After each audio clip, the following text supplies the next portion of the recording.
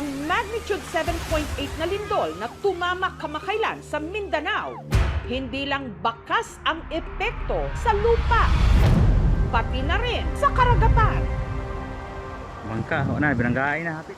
Makalipas kasi ang ilang araw, ang dagat sa Davao Occidental at Sarangani Province hindi pa rin bumabalik sa normal. Ang seabed na ito sa Davao Occidental umangat ng 2 metro. Kaya ang mga dating nakalubog na coral reef sa dagat lumitaw. Yung mga bato, nangamatay na. Ang tawag sa pangyayaring ito, coastal uplift. Ito po ay dulot ng pag-rebound nung seabed mula doon sa malakas na earthquake na nangyari. Nangyayari raw talaga ang mga ganito sa tuwing may malalakas na lindol. Katunayan, sa katubigan ng Babuyan Island sa probinsya ng Cagayan sa Northern Luzon, sa gitna ng dagat, may bigla raw noong sumulpot. Hindi seabed, kundi isang bulkan. Yung lolo ko po, sabi nila sir, tumubo lang. Nung una akong pumunta doon, maliit pa. Parang yung buko na nakataob lang. Ito ang itinuturing ngayon na pinakabatang pulong bulkan sa Pilipinas, ang Didicas Volcano Island. Pero iilan pa lang ang nangangahas na dayuhin ang bulkang ito. Kung titignan kasi sa mapa, para lang itong tuldok sa laot. Maliban sa napakalayo, ang biyaheng papunta roon, napakadelikado. Ilan ang nawalang kapatid ko? 2. Lumubog yung bangka kasi malakas ang halo. Anong hiwaga ba ang bumabalot sa pulong bulkan ng Didicas Volcano Island?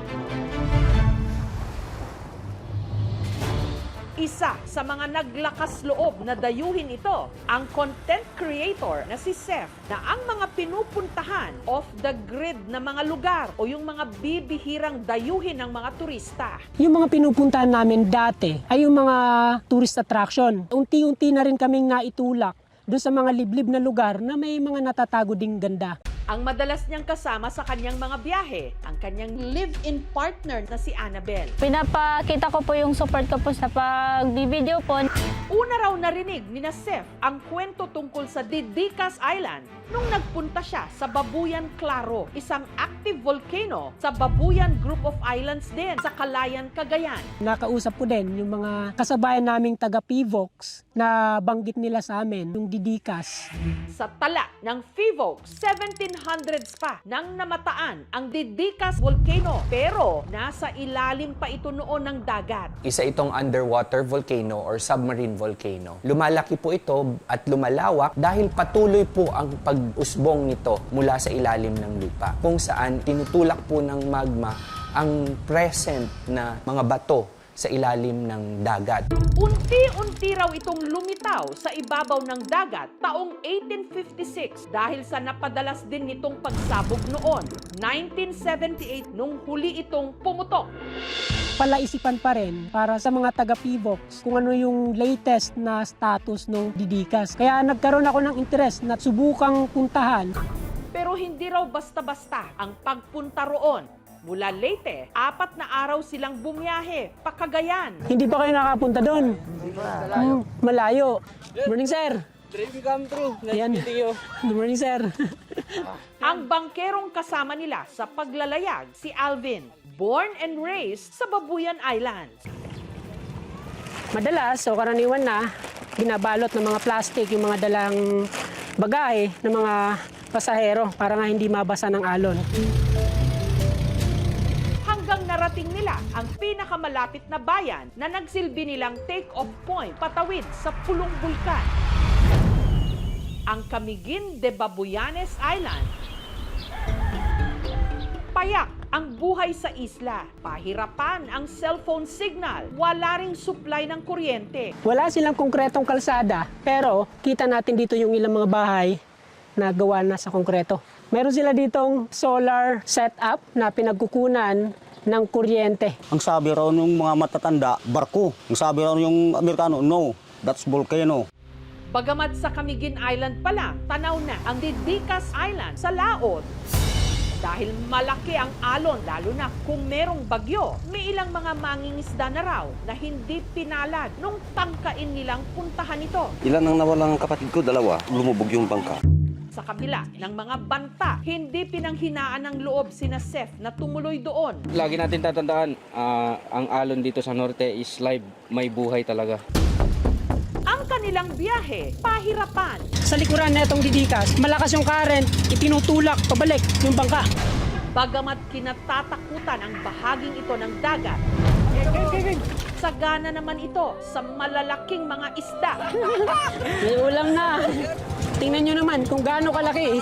Yung mga isdang ito ay talaga naman na malalaki. Dahil daw sa init mismo ng tubig, Walang relasyon yung init ng tubig, no? Ang dahilan ng maraming isda doon, Babuyan Channel is a major fishing ground. Link ito sa dami ng pagkain na available.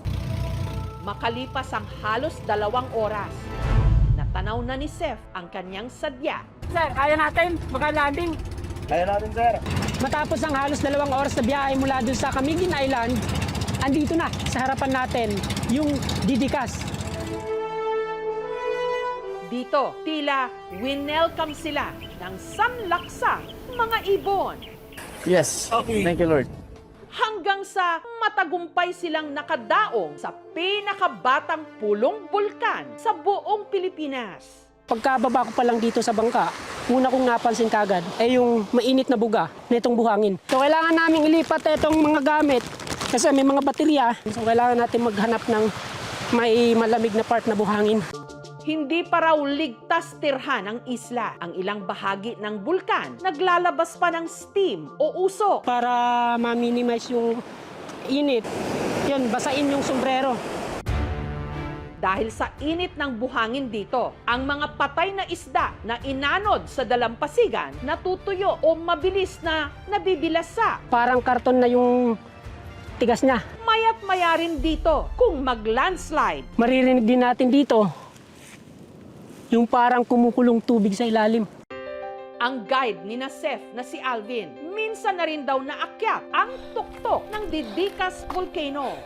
ang tarik mga katuks. Usually, lava o kaya nagbabagang mga asopre yung nakikita natin. Pero laking gulat ko kasi ang nakita ko ay marami na palang nabuhay na halaman sa loob, especially yung kogon. Masaya sa pakiramdam na ma-document mo yung mga ganung lugar na bibihira lang nating makita sa social media. Delikado pong puntahan dahil ang lupa po nito ay hindi pa po siya compact. Loose pa yung mga pwede mong tapakan dito. At pag tumapak ka rin sa lupa doon sa Didikas, mainit po ito. Dahil nga po ito ay isang active volcano.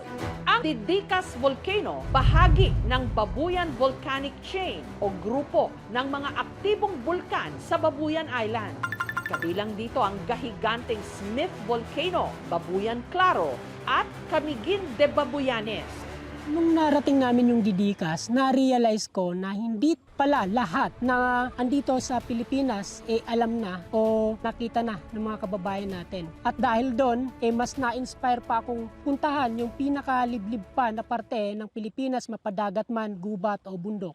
Bagamat may ilang mga naglalakas loob ng sadyain ang Didikas Volcano Island, may paalala ang mga otoridad. Hindi advisable or in-encourage ng municipal government ang pagpunta sa Didikas Volcano. Sa aming tourism circuit, hindi pa nakasama ang Didikas Volcano as our tourism attraction. On the part of the LGU, siguro we will enact a local policy prohibiting muna yung area.